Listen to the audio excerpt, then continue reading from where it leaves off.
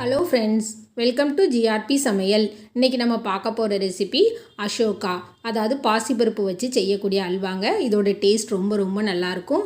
குறைஞ்ச பொருட்களை வச்சு குறைஞ்ச நேரத்தில் சூப்பராக செஞ்சு முடிச்சிடலாம். வாங்க எப்படி செய்யலான்னு பார்க்கலாம். நான் இப்போ ஒரு குக்கரை சூடு பண்ணியிருக்கிறேன். அதில் 1/2 கப் அளவுக்கு பாசிப்பருப்பு சேர்த்துக்கிறேன். மிதமான தீயில பாசிப்பருப்புலேருந்து லேசாக வாசனை வர்ற அளவுக்கு வறுத்துக்கலாம். கலர் சேஞ்ச் ஆகணும்னு அவசியம் இல்லை, வாசனை மட்டும் வந்தால் போதும். பருப்புலேருந்து லேசாக வாசனை வர ஆரம்பிச்சிருச்சு பாருங்கள். இந்த அளவுக்கு லைட்டாக தான் கலர் சேஞ்ச் ஆகிருக்குது. இப்போ நம்ம ஸ்டவ் ஆஃப் பண்ணி இதை வாஷ் பண்ணி எடுத்துகிட்டு வந்துடலாம். பாசிப்பருப்பை நல்லா வாஷ் பண்ணி எடுத்துகிட்டு வந்துட்டேன். இதில் இப்போது 1/2 கப் அளவுக்கு தண்ணி சேர்த்துக்கிறேன். 1/2 கப் அளவு பாசிப்பருப்புக்கு 1/2 கப் அளவுக்கு தண்ணிங்கிறது சரியான அளவாக இருக்கும். நான் இப்போ குக்கருக்கு மூடி போட்டுக்கிறேன். மூடி போட்டு ஒரு 3 to 4 விசில் வரைக்கும் வச்சுக்கலாம்.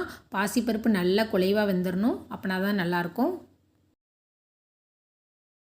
நான் இப்போ ஒரு 4 விசில் வச்சு எடுத்துட்டேன். இப்போ ஓப்பன் பண்ணி பார்க்கலாம். பாருங்கள், நல்லா மலர்ந்து வெந்திருக்குது. இப்போ ஒரு கரண்டி வச்சு மசிச்சு விட்டாலே நல்லா குலைவாக ஆயிடுது. இருந்தாலும் நமக்கு நல்லா பாசிப்பருப்பு வலுவலுன்னு வேணும். அதனால் இது ஆற விட்டு ஒரு மிக்சி ஜாரில் சேர்த்து நல்லா ஃபைனாக அரைச்சி எடுத்துகிட்டு வந்துடலாம். சூடாக இருக்கச்சில் அரைச்சிங்கன்னா வெளியெல்லாம் தெரிச்சிரும். அதனால் கொஞ்சம் ஆற விட்டு அரைச்சி எடுத்துக்கலாம். பாருங்கள், நான் இந்த மாதிரி நல்லா வலுவலுன்னு அரைச்சி எடுத்துகிட்டு வந்திருக்கேன். இப்போ ஒரு கடாயை சூடு பண்ணிக்கலாம். நான் இப்போ சூடு பண்ண கடாயில் 1/4 கப் அளவுக்கு நெய் சேர்த்துக்கிறேன். மொத்தம் நமக்கு 1/2 கப் அளவுக்கு நெய் தேவைப்படும். முதல்ல 1/4 கப் அளவுக்கு சேர்த்துக்கலாம்.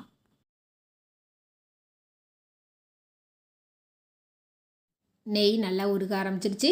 இப்போ இதில் 10 to 12 முந்திரியை சின்னதாக பொடிச்சு சேர்த்துருக்குறேன்.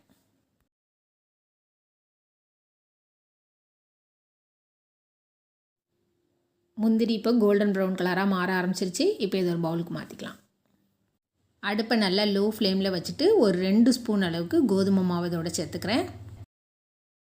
இப்போ கோதுமை மாவோட பச்சை வாசனை போகிறதுக்காக அதை 1 நிமிஷம் அந்த நெய்யிலே நல்லா வறுத்து விட்டுக்கலாம். அப்படி வறுக்கும்போது ரொம்ப கவனமாக வறுத்துக்கோங்க. கோதுமை மாவு தீஞ்சு போயிட்டுனா அல்வாவோட டேஸ்ட்டு ஸ்பாயில் ஆயிரும். கோதுமை மாவோட ராஸ்மல் போகிற வரைக்கும் நல்லா வறுத்து விட்டாச்சு. இப்போ இதில் வேக வச்சு அரைச்சி வச்சுருக்கிற பாசிப்பருப்பை சேர்த்துக்கலாம்.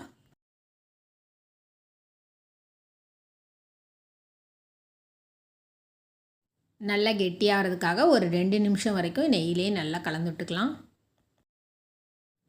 பாருங்கள், இப்போ ஈரப்பதெல்லாம் குறைஞ்சி நல்லா கெட்டியாக ஆரம்பிச்சிருச்சு. இப்போ இதில் நம்ம சுகர் சேர்த்துக்கலாம். நான் இப்போ இதில் 1 கப் அளவுக்கு சுகர் சேர்த்துக்கிறேன். இப்போ இதை மறுபடியும் நல்லா கலந்து விட்டுக்கிட்டே இருக்கலாம். இந்த அல்வா செய்கிறதுக்கு அதிக நேரம் ஆகாது. ஒரு 7 to 8 நிமிஷத்துக்குள்ளேயே செஞ்சு முடிச்சிடலாம். பாருங்கள், சுகர் சேர்க்கவும் மறுபடியும் கொஞ்சம் தண்ணி விட்ட மாதிரி ஆயிருக்குது. இப்போ இதில் நான் கொஞ்சமாக ஃபுட் கலர் சேர்த்துருக்கிறேன். கேசரி பவுடரை கொஞ்சமாக தண்ணியில் கலந்து இதோடு சேர்த்துக்கிறேன். இப்போ நல்லா கலந்து விட்டுக்கிட்டே இருக்கலாம். அப்பப்போ நம்ம எடுத்து வச்சுருந்த 1/4 கப் நெய்யில் கொஞ்சம் கொஞ்சமாக சேர்த்து விட்டு கலந்து விட்டுக்கலாம்.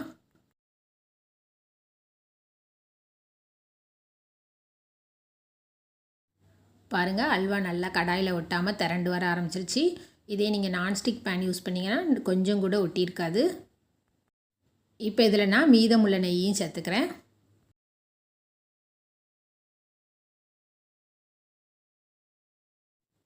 இப்போ லாஸ்ட்டாக வறுத்து வச்ச முந்திரியை சேர்த்து ஸ்டவ் ஆஃப் பண்ணிடலாம். நாவில் பட்டதும் கரையும் சுவையான பாசிப்பருப்பு அல்வா ரெடி.